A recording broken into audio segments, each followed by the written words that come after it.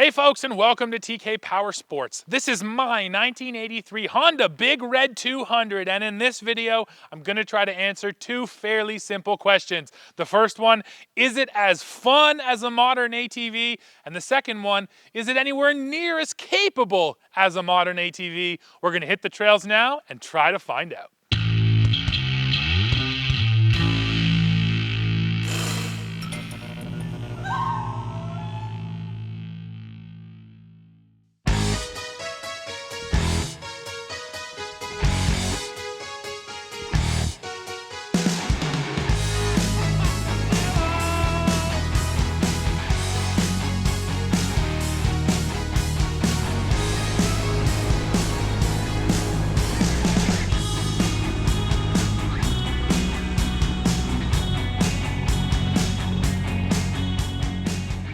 Before we hit the trail, let me just walk you around this thing, show you the features, and tell you what I paid for it. So yes, this is just a three-wheeler, and before the four-wheel ATV really took off, these three-wheelers were incredibly popular in the 1980s. But by 1988, sadly, there had been so many rollover crashes that the government actually stepped in and banned the sale of three-wheelers. Now, we're going to get a lot more into how these things roll and how you're supposed to ride them in just a little bit, so stay tuned for that. Because quite frankly, I do believe that three-wheelers are kind of dangerous if you have no idea what you're doing, but if you understand the riding characteristics, this machine is really not that much more dangerous than any other off-road machine that you can buy. But for now, again, let me hit you with the characteristics. So up front, you're going to see a big, massive tire and just a little bit of suspension right there. And the suspension is key. You're only getting it in the front, and you're not getting any suspension in the back, which is why the tires look like they do. That's a 25-inch tire, but it runs less than 3 PSI. So that's really a key characteristic. The softness of the tires, that's what acts as the suspension, and that's also what gives you such a jumpy, lively ride, because compared to any machine today, yes, there is just zero suspension here. So that is a defining characteristic. Now next, how hard can this thing work? Well, my front little rack up here is rated for just 22 pounds. My back rack rated for 100 pounds. And then tow rating off my hitch at the rear end is 700 pounds. So no, again, not really competitive with today's ATVs in terms of numbers. But yeah, this thing isn't just for fun. If you do need to do some light work with it, you can do that as well. Now, I mentioned this is a 200cc machine. It's a 5-speed manual transmission with the foot shift, and I also have high and low range right down there, so technically it's 10 speeds, although in 1983 there was still no reverse. That came later, so that's another important thing to remember with this thing. Never stop up against a wall and never stop in a situation you have to back out of, or else you just got to pull it back on your own. But it does have electric start, which is a nice feature for such an old machine. So the seats on these machines do pop off. I want to show you what's under there, but I also want to tell you I stored it inside all winter, but the first time I sat on it, it was still like -2 outside. And yes, this old plastic gets super fragile, and I ended up cracking it right off of there. So just something to keep in mind. If you have one of these old seats, try not to sit on it when it's too cold. And then obviously things just get old and wear out, so I need to go ahead and replace the vinyl or the plastic on my seat there. Now what I wanted to show you down here, really easy access to your battery. I love that. And then this is your air breather right between your legs. Now, Honda does say not to ford more than 1 foot of water. So they're basically saying you can run it through some puddles, but not through anything deep. Now that's not for the sake of the air breather, because you basically know if you're up to the seat, you're still okay. But the chain case, the brakes, everything else down there low, well, yeah, that's all gonna get water in it if you run into anything deep. And I do have some deep water here on the property we're going to run through today, so we'll see how it all works out. Now, finally, let me spit out the price. I paid $1,900 Canadian for this unit. I think the going rate is probably closer to $1,000, $1,200. The reason I paid a little bit more is because this one is in such good shape. You see all the plastics are really, really good. All the stickers still look good. Heck, I even got the original owner's manual, which I appreciate. So yeah, you can get these for really cheap, but usually the cheap ones are a bit more beat up. They don't look as nice. If you do want sort of a pristine version, yeah, around the $2,000 mark. And so then I revisited revisit the point off the top, just affordability. Going for one of these machines is never going to break the bank. So then the question is, well, are you going to buy it and then regret it because it's so slow and not fun? Well, yeah, that's what we're going to try to answer now by heading on the trail. Time to ride now, but before we go fast, I do just want to do a slow speed demonstration on sort of the proper way to corner with a three-wheeler. Because again, there's two things at play here which you have to remember. The first one is super obvious. There's only one wheel in the front, so inherently, I can tip this thing up no problem. And quite frankly, that was one of the issues. You can tip one of these things at super slow speeds. You don't have to be riding aggressively. You can just be putting along, throw it into a corner, and all the weight is now going that way. So that's one of the reasons why they were prone to rollovers. Now, the other important thing to remember, there's no differential in the back, so that's essentially locked. So both those tires want to turn the exact same speed. So going around a corner, you end up feeling like it's kind of crab walking. Now, what I really love is that in the owner's manual, Honda does a great job at explaining how to corner an ATC. It basically says this: if I'm turning to my left, I want to lean my weight into the turn, and then I want to focus my weight onto my back foot all at the same time. And then what's going to happen, the inside wheel is going to lift off the ground, but you want it to lift off the ground so that you're able to make that corner. And again, at super slow speeds, I can demonstrate it. Let me just make sure I'm in first.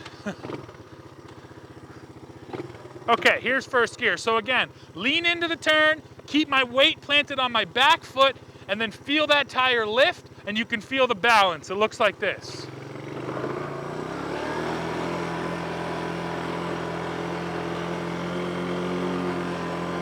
And the higher you get it, the faster you can really make that corner.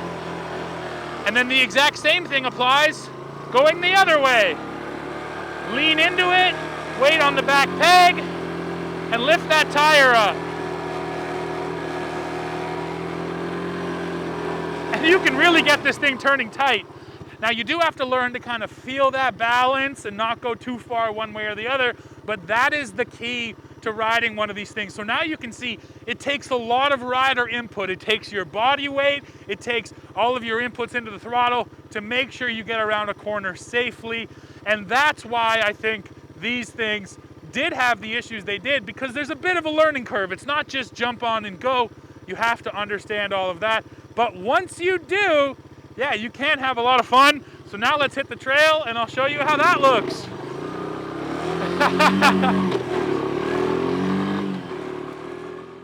All right, we're out here now. Let me try and talk through this. So coming around a super muddy corner, try to lift a little bit, coming into the water. Hello! So tires feel really good in that mud and that slop, and that's thanks to the PSI, but then they're also pretty aggressive tires, which is nice. Now, the other downside to having the foot shift is, yeah, as I hit the water there, I needed an immediate downshift, and that's the advantage to having a CVT, of course, is that it's always in its proper power band, so it can be a little annoying. And I should also mention, I'm running in low range. I'm almost always running in low range around the property. I just never need high. Top speed on this thing is only about 40, 45 kilometers per hour, so it's not like I'm using that. But yeah, let me just creep through here again, right in first, just to feel the traction. Because it's pretty dang good. It barely slipped through there at all, so chalk one up for the tires for sure. Here's a good chance to talk about the power as I bump up and over these rocks. Even in first, I could definitely use some more power. But again, this thing's all about gearing more than it is power. My foot just came right off the peg right there. But that's another nice thing about this machine. It's so lightweight, not even 400 pounds. So I really can manipulate it. Now these are sketchy situations because look, the thing just wants to lean even at the slowest of speeds. So through uneven stuff like this, you gotta be feeling it and paying attention. And then the other thing is stand up and lean forward to get some weight on that front drive wheel. Otherwise, these three-wheelers can also flip back on you.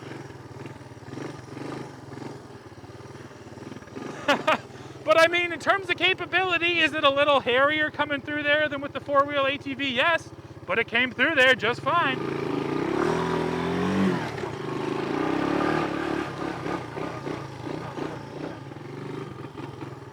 And we're into one more little technical slow section here. And I'll mention this too, you do have to read the terrain a little bit differently, because I'm constantly trying to make sure, whoa, I'm getting a little sideways here. And actually, here's a good example of where there's so little weight on that front tire, it can just lift right up. So if I stand up and try to really put my weight into it, it does matter. Now, sorry, back to my original point. I'm trying to read the terrain a bit here. I have to go over these logs, but I also don't want one tire down in the rut. So I'm gonna have to hit them a little bit, is what I've come up with. So let's see, with a little bit of momentum, how we do here.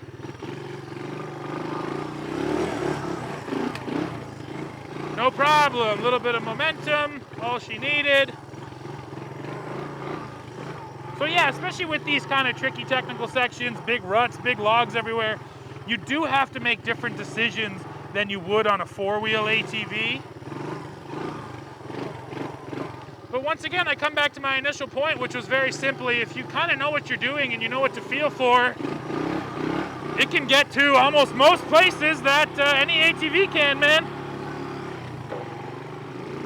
Now it's time to get some speed, try to show off some of that high-speed cornering I was talking about. So it's still a little hairy coming around a corner and lifting a tire because you're still bouncing all over the place. But it absolutely can be done, and even at speed, that's all it takes. It doesn't even have to be a very big lift, just a small lift, and you can go flying through those corners carrying a decent amount of speed. So now let me try and answer that question off the top. Is this as much fun as a modern ATV? I'm gonna say yes, to the right person. So let me explain. The ride here without any suspension is incredibly jumpy and lively. You're coming over any whoops, any broken ground, hitting a rock, and the whole thing just wants to come off the ground, whether in the back end or in the front end. And then you saw me coming around the corner, same deal. You gotta be up, you gotta be lifting those wheels. You gotta seriously be riding this thing.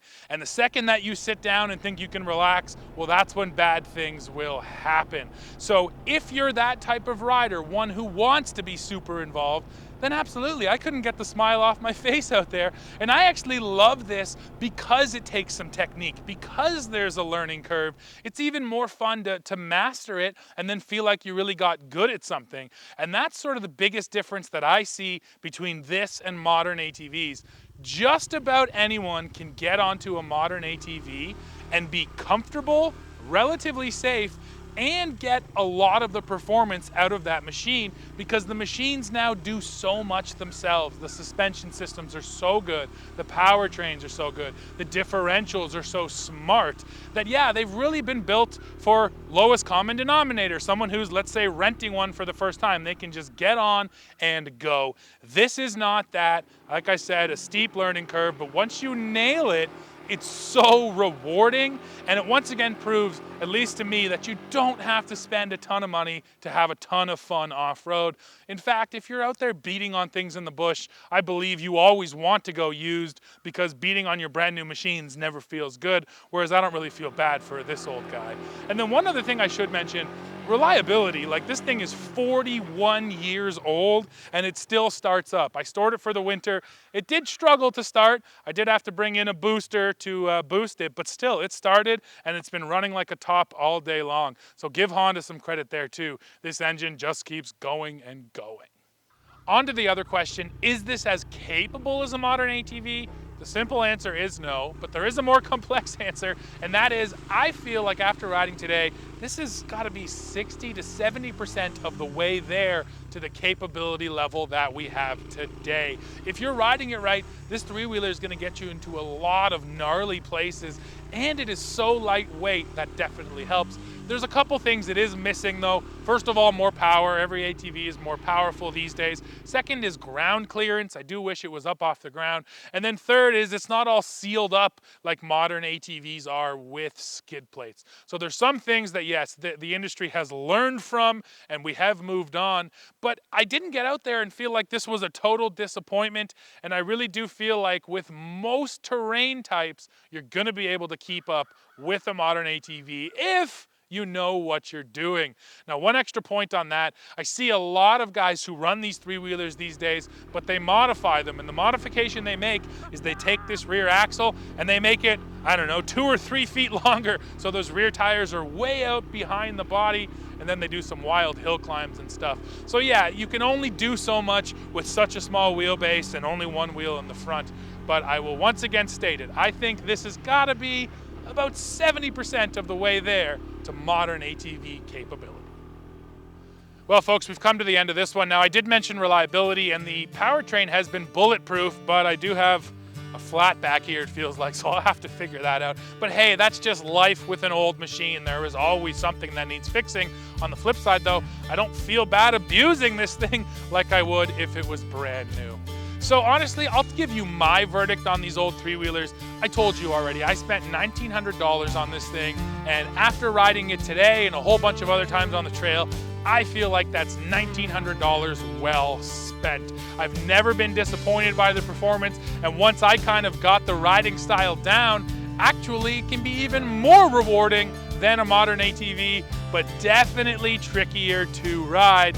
And that's something that you need to make sure you're ready for if you buy one of these old three-wheelers. But yeah, folks, that's it for this one. Now, of course, I want to hear from you. Did you ever ride one of these three-wheelers? Do you own one today? I want to hear about it and hear about your experiences. So please drop into the comments. Let me know what you think of my Honda and three-wheelers in general. As always, while you're down there, don't forget to hit like, hit subscribe, hit join to become a member, and then come right back here to TK Powersports to see what we're testing next.